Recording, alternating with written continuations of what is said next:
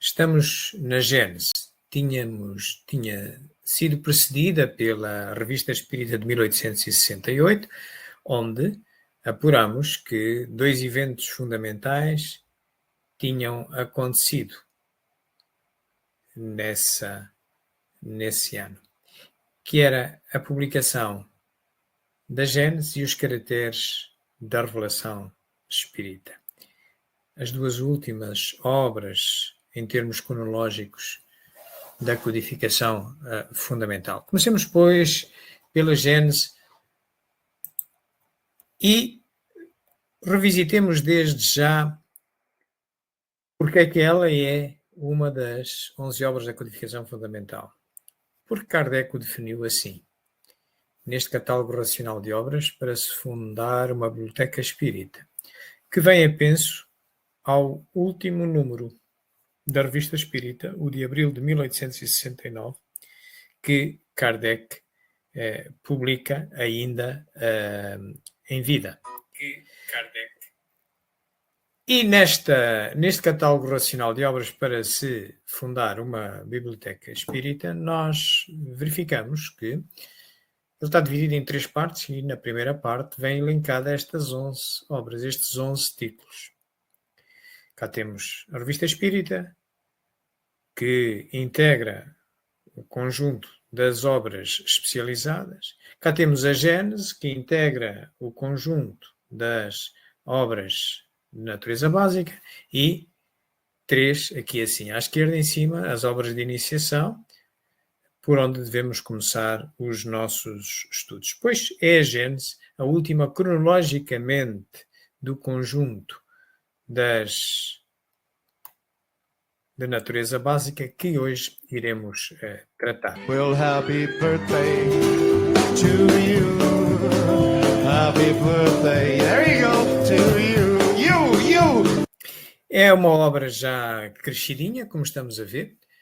Fez 155 anos no início deste ano, em 6 de janeiro deste ano. E, como habitualmente nós fazemos neste tipo de palestras, vamos dividir as nossas palestras em 3 partes. Vamos começar por uma parte que designamos o porquê, entender porque é que esta obra surge, como é que esta obra se relaciona com as outras da codificação fundamental, quando e como a devemos estudar, até chegarmos realmente à segunda parte, em que, nessa segunda parte, vamos tratar das questões que aqui chamamos de edição, em boa verdade, da publicação e das revisões que houve desta obra, a edição. E então, quando chegarmos à última obra, à edição mais atualizada, que é a quinta neste caso, então passaremos à terceira e última parte da nossa palestra, que chamamos Estrutura, onde vamos mergulhar numa análise resumida da quinta edição da Gênese, por forma a animar-vos a que possam também vir a estudá-la com mais profundidade. Passemos, pois, ao porquê. Vamos, num pequeno vídeo, ver porquê.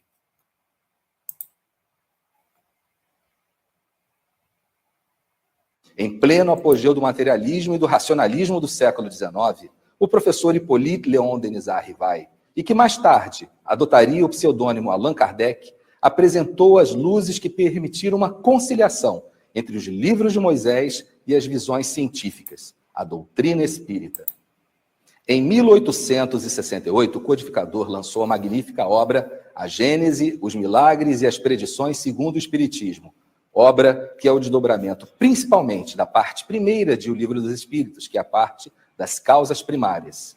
O livro A Gênese, os Milagres e as Predições segundo o Espiritismo revela o verdadeiro sentido e o verdadeiro significado dos simbolismos contidos nos textos de Moisés sobre a criação do homem e do universo.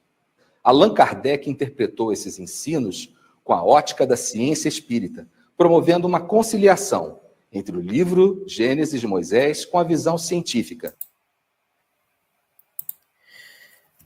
Queridos amigos, aqui temos, num apanhado resumido, O que contém esta obra? Qual é que é o objetivo da obra? Realmente é uma obra de natureza científica, é uma obra que o seu nome sugere uma ligação com o início das coisas, também com um livro do Antigo Testamento das religiões abraâmicas, a Gênese, enfim, e tenta clarificar interpretações menos corretas que foram feitas, produzidas nessa altura, em função do relativo adiantamento da inteligência humana nessa altura, e que se foi prolongando até aos nossos dias. Portanto, esta obra vem endereçar estas questões. Vamos agora fazer um repasso rápido das questões históricas até que ela surge. Kardec, quando começa a interessar-se pelos estudos espíritas, vivia aqui nesta rua.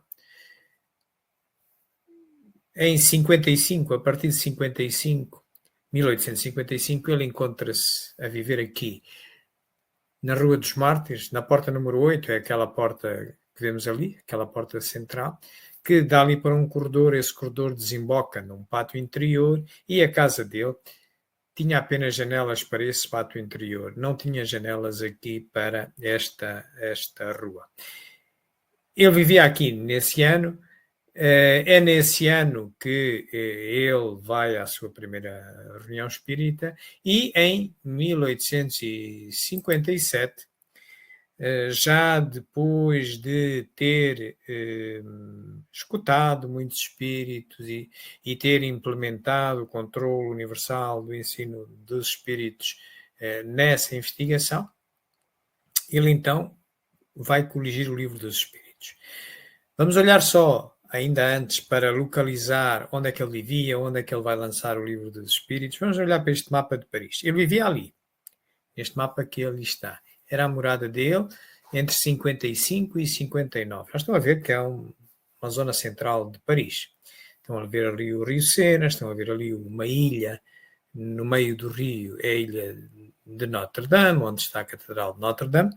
E Kardec, para compor o Livro dos Espíritos, baseado nas respostas comuns que ele recolheu das muitas mais perguntas que fez aos espíritos, através de vários métodos que habitavam nestas localizações que vemos com uma letra, portanto, executando a técnica laboratorial do controle universal do ensino dos espíritos, ele vem, então, a lançar o Livro dos Espíritos. Cá embaixo estão a ver aqui a Galeria de Orleans, aquele círculo com um LE.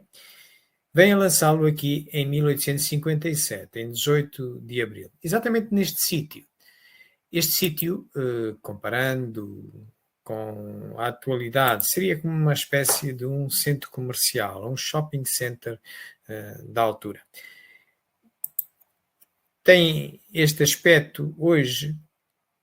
Na altura de Kardec não tinha esta fonte com estas esferas, isto é um endereço. Tinha um telhado no tempo de Kardec, e estas colunas que estão aparentemente vazias eram ocupadas por casas comerciais. Por isso dizemos que é parecido a um shopping center da altura, um centro comercial da altura.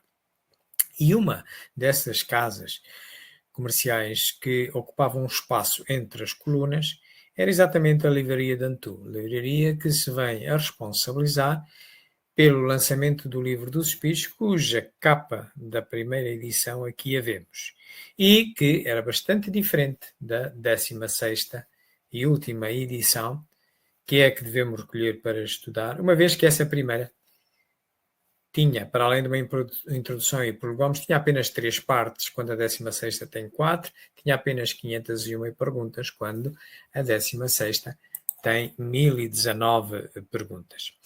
O tempo vai andando, e depois desta primeira obra, o Livro dos Espíritos, cronologicamente das 11, no início do ano seguinte começa a lançar a segunda, que é, por sinal, a maior.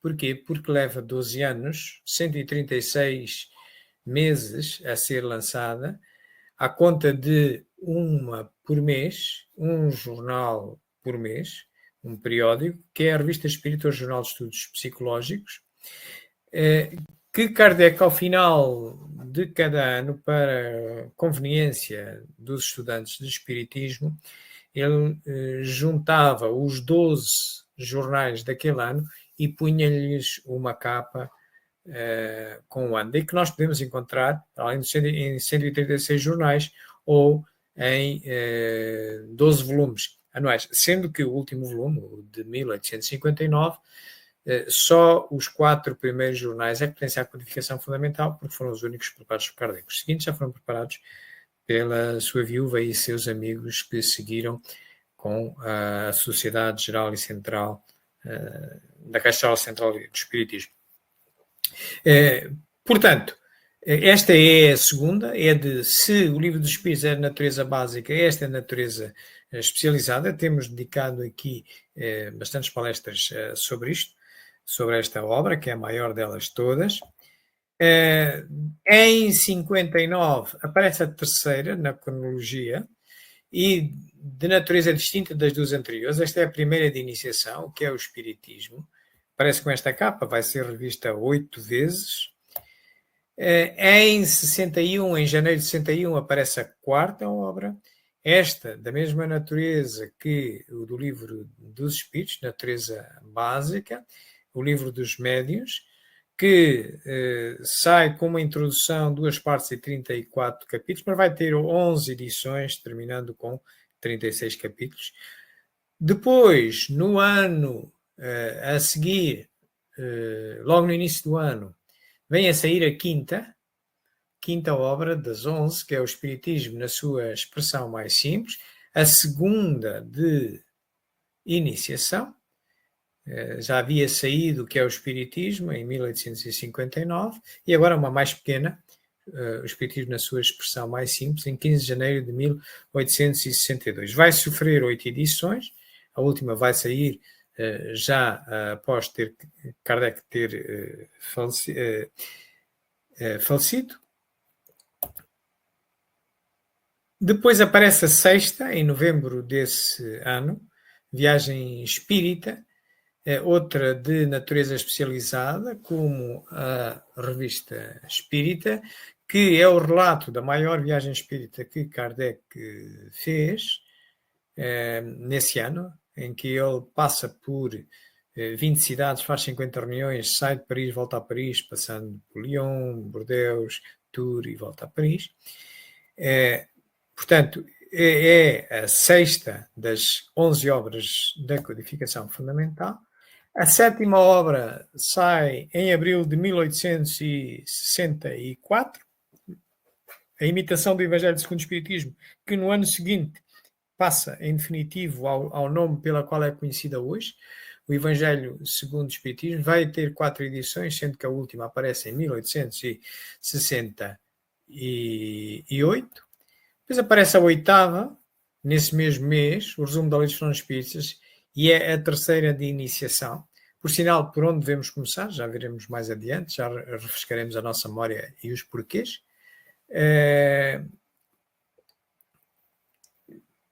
Tanto nesse mesmo mês, em 1864, tendo nascido de um artigo da Revista Espírita, também a última edição já é publicada, Kardec já havia falecido, aliás, com uma 5ª edição da Gênesis, como iremos ver.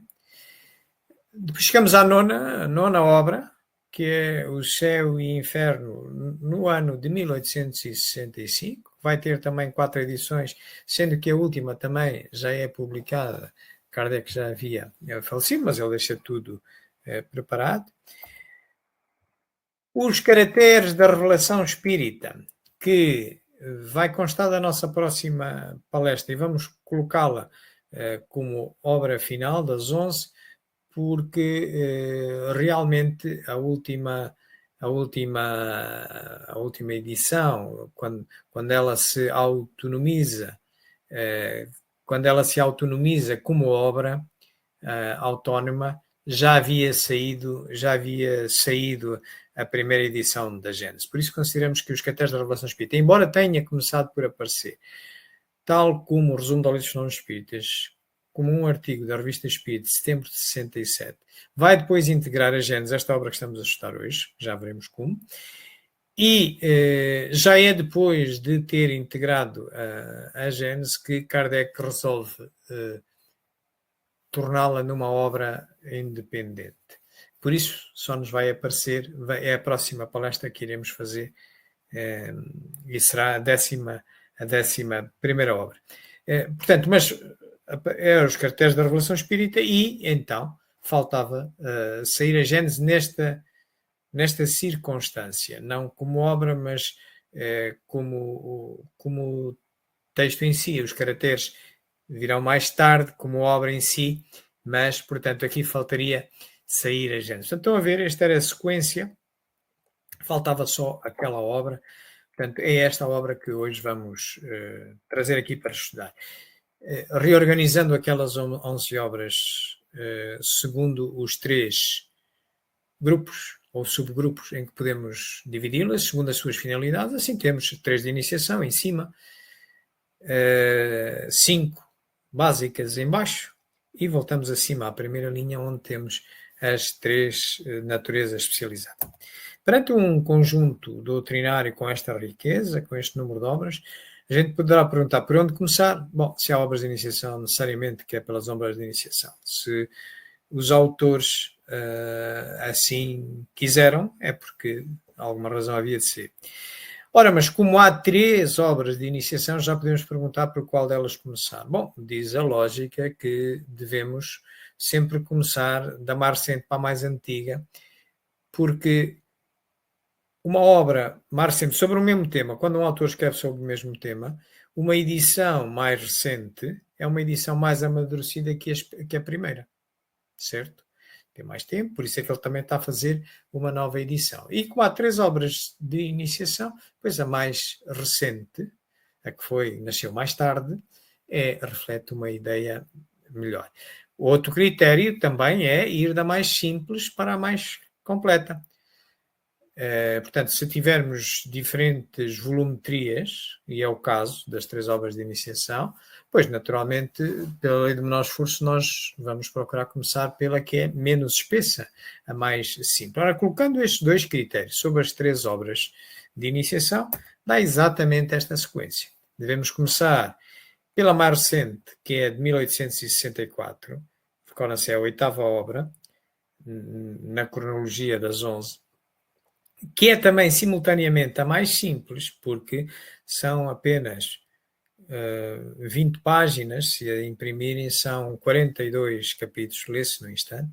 Depois então saltar para o Espiritismo na sua expressão mais simples, a segunda de iniciação, mas mais antiga, que o resumo, é aquela que nasce em 62, é a 5ª obra das 11, e já são 30 páginas, são 60 capítulos, e por fim, então, ir à primeira de iniciação, aquela que saiu em 59, que é o Espiritismo, que a data 2, baseada na 8ª edição, são 200 páginas.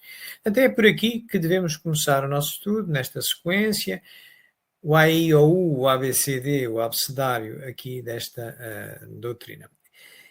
E não devemos começar por nenhuma outra, nem pelo Livro dos Espíritos, nem pelo Evangelho, nenhuma outra. Há várias razões, uma delas podemos dizer desde já é confusão entre espírito e alma. Se começarem pelo Livro dos Espíritos vão ter essa confusão para resolver, por isso Kardec não recomenda começar pelo Livro dos Espíritos. No Livro dos Médiuns ele manda começar exatamente pelas obras de iniciação. Outra poderá ser a confusão entre subjugação e possessão, que no Livro dos Espíritos ele diz que são similares, mas a partir de dezembro de 1863, na Revista Espírita, e na Gênesis, inclusivamente, esta que vamos estudar, considera diferente. Portanto, depois então de termos iniciado com estas 3 obras, então sim, vamos ao Livro dos Espíritos. E ele isso diz exatamente no Livro dos Médiuns. No Livro dos Médiuns, que é a 4ª obra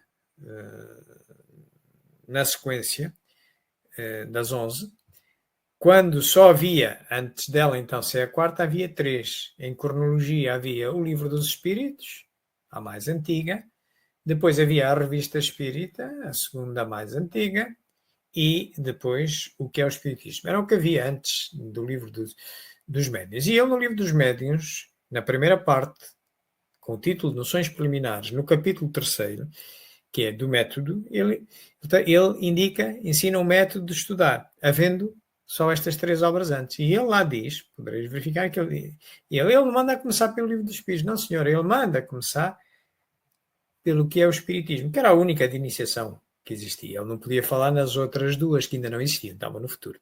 Portanto, ele está-nos a dar um modo de começar pela de iniciação. E então, depois diz ele, então sim, depois ide ao Livro dos Espíritos. Ok? Ide ao Livro dos Espíritos. Muito bem, então depois da iniciação, então vamos ao Livro dos Espíritos. E depois do Livro dos Espíritos, como estudar? E ele reflete, diz, pegai na Revista Espírita e, tematicamente, ide às outras obras. É por essa razão que, neste ciclo de palestras, nós temos vindo a, pelo meio, estudar a Revista Espírita em cada um. Temos ido só há um ano, ver as coisas importantes na nossa visão se passaram e então, em termos temáticos com esse tema, desenvolvermos depois outras palestras. Portanto, mas esta é a forma de estudar que Kardec nos refere. Daí que a Gênese é a última que nós devemos estudar, é das últimas, mas sempre ligada com a Revista Espírita, buscando os temas que lá vêm, encontrando pontos com o mesmo tema nas outras, e percebemos a evolução do espírito de Kardec. Isto é como se considerássemos a codificação fundamental, as 11 obras da codificação fundamental, como se de uma casa se tratasse. Nos alicerces da casa temos necessariamente as 3 obras de iniciação, que aqui estão. Depois dos alicerces, começamos a construir o chão numa casa. Qual é que é o chão? É o Livro dos Espíritos. Depois de termos o chão, começamos a construir as colunas. Mas normalmente começamos pela coluna mestra. Qual é que é a coluna mestra? É a Revista Espírita. Porque, estão a ver, como Kardec disse, pegai na Revista Espírita e tematicamente ir às outras. Então, esta é a bússola, esta é a mestra. E só depois, então, ir consultando as outras, nomeadamente as outras 4 que, junto com o Livro dos Espíritos, compõem o subgrupo das obras básicas. Estão a ver porque é que não se deve começar, por exemplo, pelo Evangelho, ou pela própria Gênesis, ou seu Inferno, ou até nem sequer pelo Livro dos Espíritos. Vamos começar pelas bases, pelos alicerces. E então, por fim, nesta casa da codificação fundamental, um telhado que tem 2 sótãos, que são a Viagem Espírita, 1862, e os Caracteres da Revelação Espírita. A Gênese, cá está, é uma destas colunas onde assenta aqui o peso da codificação. É depois esta obra, então, que nós passaremos agora a analisar, entrando na segunda parte da nossa palestra, a que chamamos edição. Esta é a capa da primeira edição da Gênese, que sai em 6 de janeiro de 1868. Aqui está a capa dela. Nesta primeira edição, verificamos que há uma introdução, 3 partes, 18 capítulos e 99 subcapítulos. Há 3, vamos verificar que vai haver 3 reimpressões desta primeira edição. No tempo de Kardec, edição e reimpressão significavam a mesma coisa. Hoje em dia fazemos diferença. A reimpressão significa não haver alterações. Edição e alterações. Pois, neste caso, da primeira à quarta edição, é igual, o texto é igual. Então, significa que a segunda, terceira e quarta são apenas reimpressões da primeira. Só a quinta realmente é diferente. E a quinta sai em 1869 e há depois uma reimpressão polémica, mas está sanado. Hoje a investigação histórica demonstra que é uma reimpressão uma reimpressão da quinta edição e não a quinta edição propriamente dita, como se pensou durante alguns anos, e então levantava-se a questão que poderia ser uma adulteração. Portanto, é uma das obras básicas, a quinta, na sequência. Como vos dissemos, em termos de preparativos, no ano anterior, em outubro de 67, é feita uma declaração de impressão, um pedido de impressão, e em 4 de janeiro é feito o depósito legal desta obra e é lançado.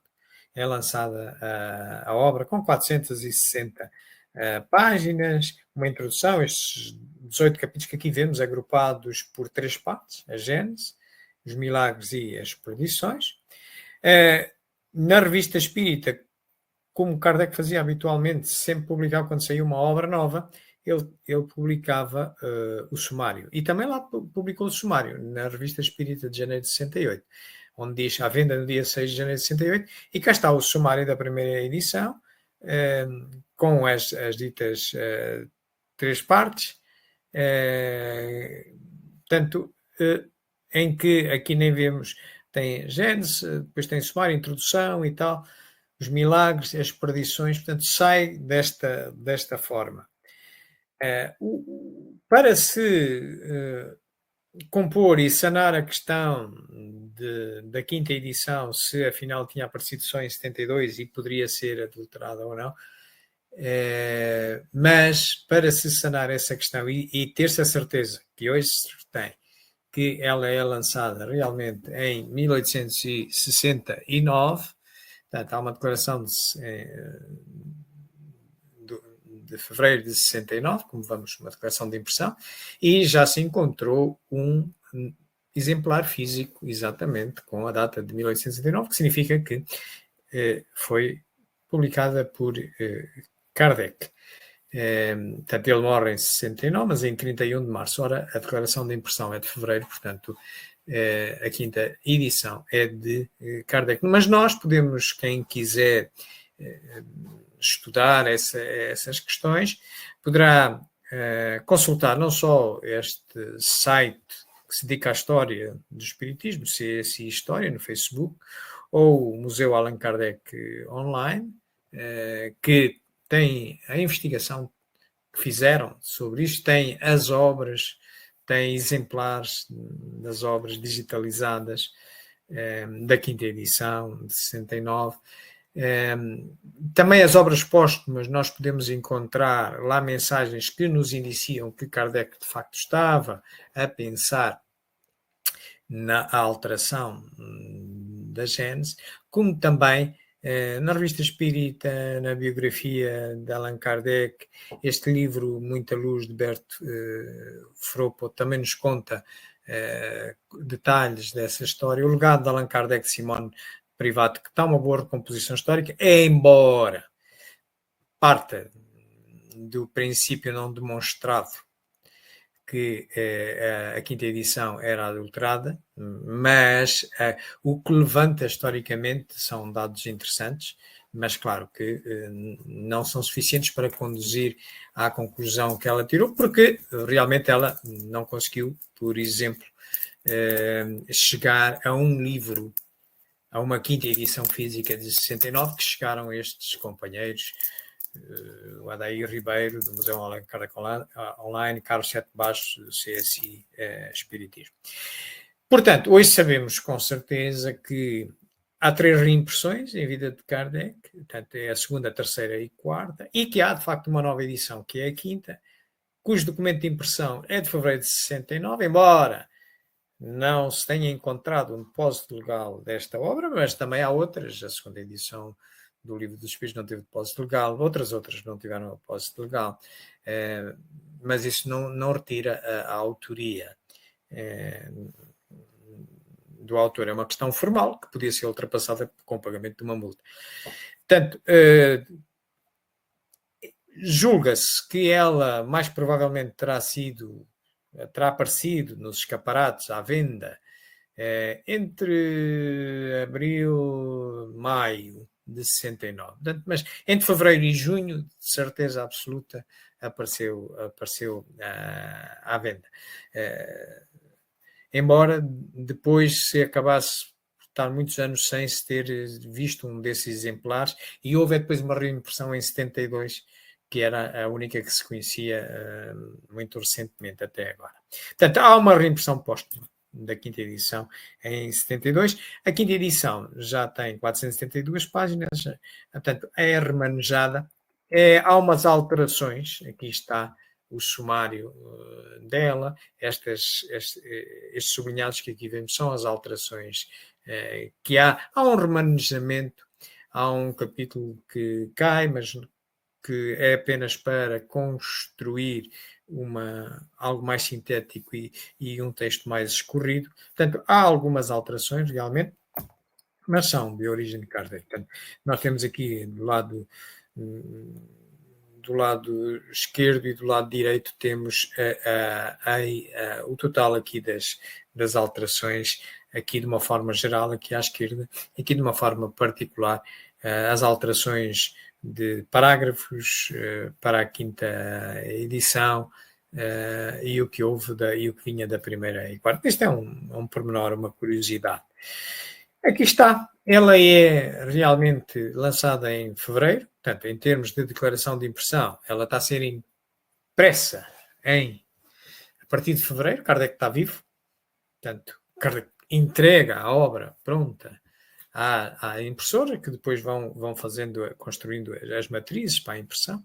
Portanto, e aqui está a capa que foi descoberta numa biblioteca na Suíça, em Neuchâtel. Cá está. Reparem que aqui tem o ano de 69. Se quiserem verificar, aqui está.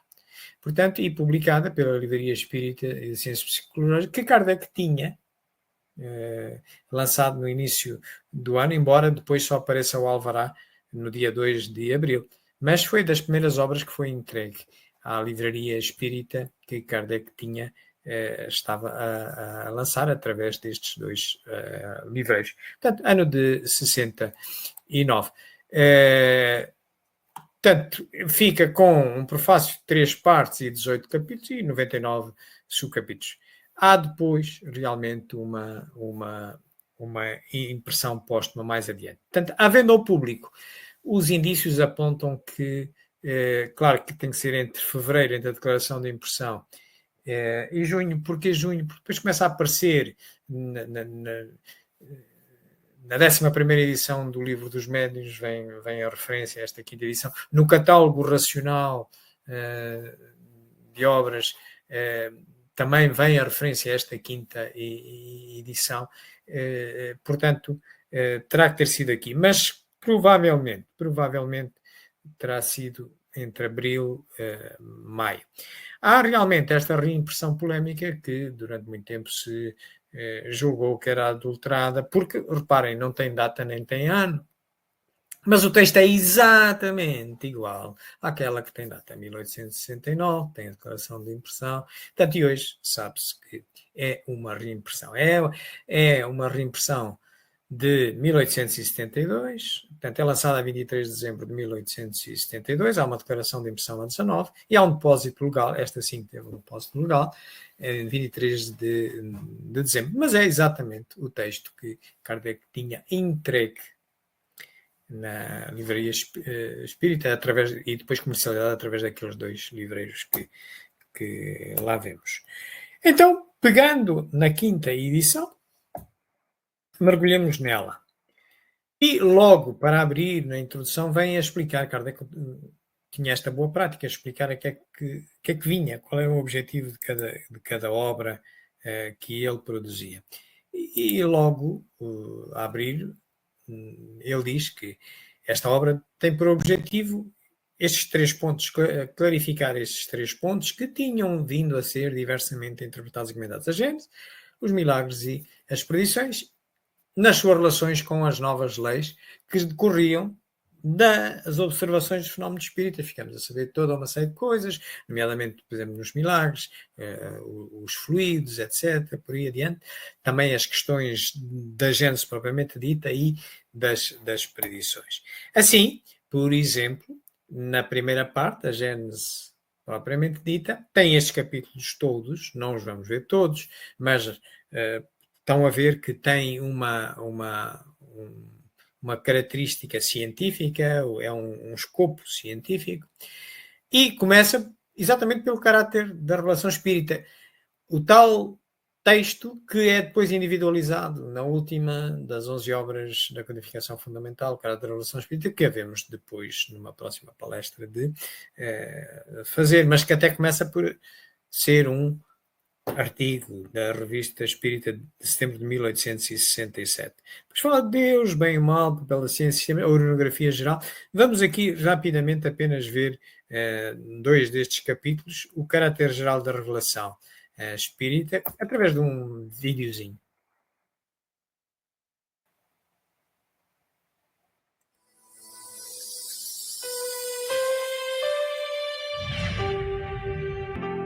Pode o Espiritismo ser considerado como uma revelação?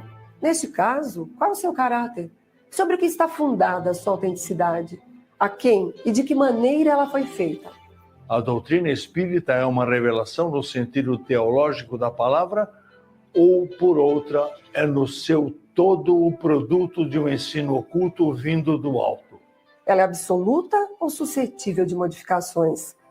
Trazendo aos homens a verdade integral, a revelação não teria como efeito impedi-los de fazer uso de suas faculdades, desde que lhes pouparia o trabalho de investigação? A revelação é a ação de descobrir algo que já existia, mas que ainda não era conhecida. A revelação espírita vem trazer o Consolador prometido, a que Jesus se referia quando passou pela terra. A revelação espírita, portanto, nos traz verdades que já existiam, mas que só o adiantamento da civilização permitirá o seu entendimento e utilização. Então, quer dizer mesmo que nós podemos encontrar neste capítulo é aquilo que vamos encontrar depois também na última obra da codificação fundamental, com o mesmo título, mas estão a ver, é a caracterização do que é o espiritismo, a melhor caracterização do que era a filosofia e a ciência espírita, do que é que ela nos revela. Um outro capítulo muito interessante, é do meu gosto pessoal, porque gosto muito de ciência e gosto muito das questões da astronomia, do universo, é aquele capítulo da orografia geral que endereça tão somente este lindo assunto. Veja.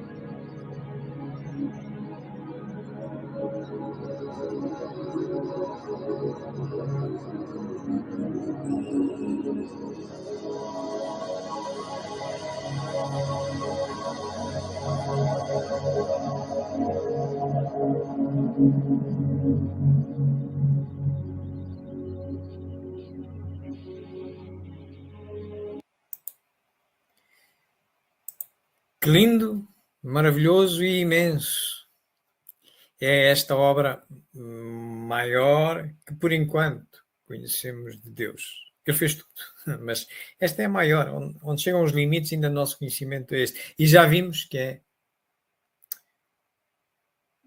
não tem limites. Não se lhe conhecem ainda os limites, pelo menos nós. Mas é imensa, é maravilhosa. Este artigo da Uranografia Geral tem este sabor. Endereça as questões do universo, da gênese das coisas. Daí que recomendo particularmente a quem goste desses assuntos. Uma segunda parte, a segunda parte da Gênese, da obra Gênese, fala-nos dos milagres. Explica-nos os milagres. Atenção que milagre é uma palavra polissémica, isto é, tem vários significados. Ao longo do tempo, passou a considerar-se derrogadora das leis divinas, da lei natural. Na gênese da palavra milagre era apenas uma coisa fantástica, algo que não se sabia explicar. E então que chamava-se milagres. Depois foi-se associando a esse termo, foi-se associando a ideia da derrogação da lei natural. Isto teria que ser só Deus. Mas se Deus derrogasse a sua própria lei, então Deus não era perfeito, porque não tinha construído uma obra perfeita. Portanto, mas efetivamente começou a pensar, ao longo do tempo foi-se pensando assim. E isso levou a uma série de interpretações muito estranhas. Pelo que Kardec e os espíritos resolveram endereçar este assunto. E então, nesta segunda parte da Gênese, nós encontramos abordados os caracteres dos milagres, no capítulo 13, depois os fluidos, no capítulo 14, e aqui nos fluidos explica-se bem como funcionam alguns efeitos considerados milagrosos, e no 15º, um parágrafo muito interessante, que explica aqueles milagres mais difíceis de entender que se vêem no Evangelho.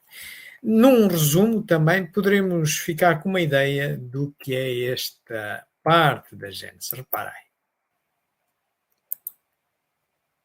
Milagre é a palavra para traduzir violência às leis naturais. Se Jesus violentasse as leis naturais, estava derrogando-as. E elas são leis inderrogáveis. A eletricidade, a gravidade, a força nuclear forte, a força nuclear fraca. São as 4 leis universais inderrogáveis. As outras eram leis desconhecidas. Poderia conceber-se, por exemplo, a eletricidade ao tempo de Jesus? Se alguém acendesse uma lâmpada, seria um milagre. Jesus utilizou-se dessas leis. Hoje, nós sabemos nas psicoterapias que o doente é doente porque ele o quer. Na hora em que ele se predispõe a uma mudança de atitude, ele realiza a autocura. E Jesus, toda vez que ia atender a um doente, perguntava-lhe: tu queres que eu te cure? Tu crês que eu te posso curar? Para despertar no indivíduo a produção de substâncias neuroniais capazes de restabelecer-lhe a saúde. Não há, nos chamados milagres, conforme Allan Kardec estuda em A Gênese, nenhum fenômeno que entra em choque com as leis naturais. Tudo está dentro de leis que eram desconhecidas e que hoje podemos fazer normalmente quando aplicamos um passe, a bioenergia, quando magnetizamos a água, ou quando induzimos pela hipnose ou pela regressão de memória um paciente a voltar às experiências do passado. Fazemos a terapia e ele recupera a saúde.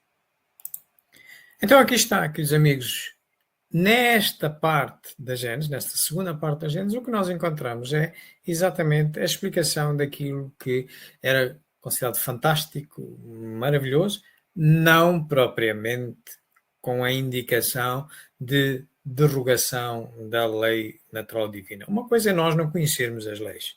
E Divaldo Franco dá aqui o exemplo. No tempo de Cristo não se conhecia a eletricidade, portanto, seria um milagre, seria algo fantástico por explicar, não é? Ainda. Mas é porque não se conheciam as leis, mas ela já existia, a eletricidade existe tudo sempre, ok? Portanto, é uma parte maravilhosa para quem realmente queira racionalizar a sua fé, nomeadamente baseada nos milagres que vêm no Evangelho também. Por último, a terceira parte fala-nos das predições, se é possível ou não prever o futuro em condições, porque também está associada a essa derrogação das leis naturais, a capacidade de prever o futuro. E então é endereçada essas questões em 3 capítulos também. A teoria da presciência, as predições do Evangelho, explicando as predições, e o último capítulo são chegados os tempos. E claro, naturalmente, chegamos à mesma conclusão. O futuro normalmente não nos é revelado, ninguém o pode adivinhar. Podemos receber uma outra indicação no excepcional caso de nos ser útil, mas estão a ver que se alguém tivesse a capacidade de saber o futuro, então estava-lhe a ser poupado o trabalho que Deus exige a todos por igual de evoluir. E então estava a ser coertado o livre-arbítrio. Então, se eu já sei que se vai passar amanhã, então dá-me igual onde é que está o livre-arbítrio. Temos ou não temos o livre-arbítrio, não é? Portanto, não é verdade.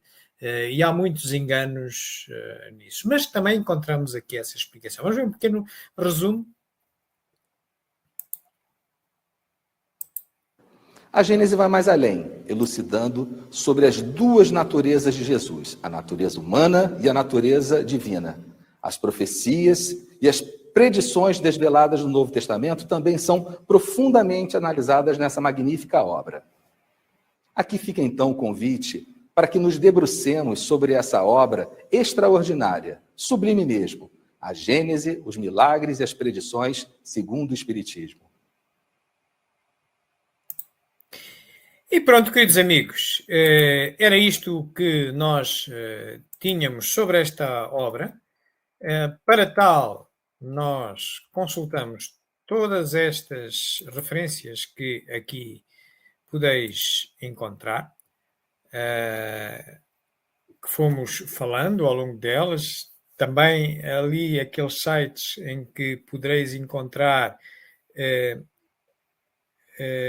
a informação sobre a história da 5ª edição da Gênese.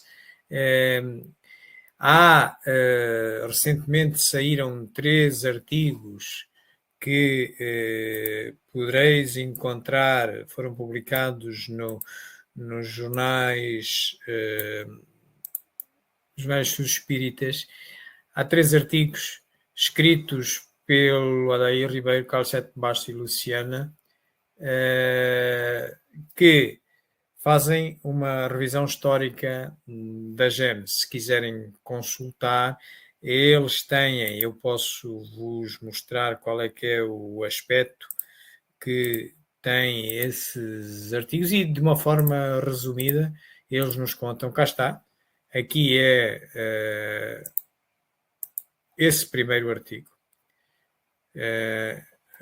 conta-nos as questões históricas, até chegar à quinta edição da Gênesis, portanto, e conclui exatamente que a quinta edição da Gênesis é genuína, é de Kardec.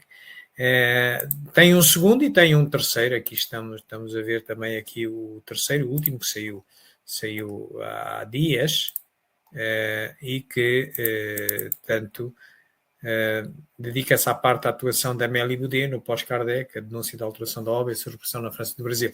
Esta é uma das razões. Amélie Baudet, no nosso entender, nós nunca aceitamos a tese de adulteração, mesmo quando ainda não se conhecia a existência de um livro formal da quinta edição da Gênesis com a data de 69, mas não conhecia porque, para se aceitar a tese de adulteração da Gênesis, como é preconizado, por exemplo, no legado de Allan Kardec, um pressuposto tinha que se cumprir, era que a Amélie Baudet era criminosa também. Tinha sido cúmplice, porque ela chamou a si, após a morte de Kardec, chamou a si exclusivamente a gestão das obras de Kardec. E ela era a sócia maioritária da Sociedade Anónima da Caixa Geral e Central do Espiritismo. Portanto, ela não delegou em ninguém o controle das obras. Alguém que quisesse meter a mão numa obra dessas, a Amélie Baudet tinha que ser cúmplice, tinha que aceitar, tinha que ser com o consentimento dela. E não foi. Durante a vida da Amélie Baudet nunca se falou de adulteração da Gênesis. Ela vem a morrer em 1883. Só depois é que se vem a falar. E por não se conhecer de facto ali o que é que se tinha ali passado, não se conhecia esse livro da quinta edição, um exemplar físico, só se conhecia uma reimpressão. Houve guerra ali em França, a França declarou guerra à Prússia e acabou por perder a guerra.